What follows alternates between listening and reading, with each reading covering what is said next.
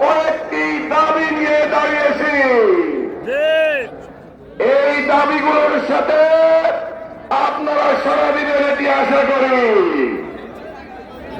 যেইগুলা জুলাই অভ্যুত্থান, ছাত্র জনতা 2000 ছাত্র জনতা জীবন দিয়েছেন, অথচ আমার নোয়াখালী শহরে একটি পূর্ণাঙ্গ অনার্স এবং পূর্ণাঙ্গ বিশ্ববিদ্যালয় নাই।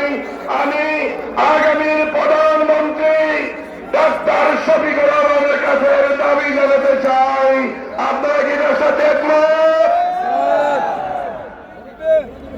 আমাদের 3টি জেলা, 3টি উপজেলা, 12টি ইউনিয়নের লক্ষ লক্ষ লোক বালু উত্তোলনের কারণে, বালু সন্ত্রাসের কারণে মুসাফর কোদাল ধ্বংস হয়েছিল।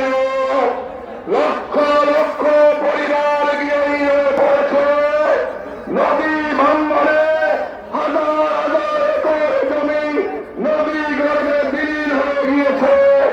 আগামীর প্রধানমন্ত্রী ডাক্তার শফিকুর রহমানের কাছে মুসাফর কোদাল নির্মাণের দাবি জানাচ্ছি।